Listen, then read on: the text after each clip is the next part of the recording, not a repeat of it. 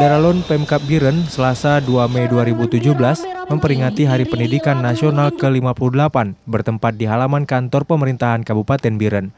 Peringatan Hardiknas dihadiri ratusan murid SD, MI, pelajar SMP, MTS, SMA, MA, dan SMK, serta mahasiswa. Dihadiri juga seluruh kepala SKPK, para guru, dan ribuan PNS di lingkungan Pemkab Biren. Pada kesempatan yang berbahagia ini, saya akan membacakan sambutan Menteri Pendidikan dan Kebudayaan Republik Indonesia pada peringatan Hari Pendidikan Nasional 2 Mei 2017.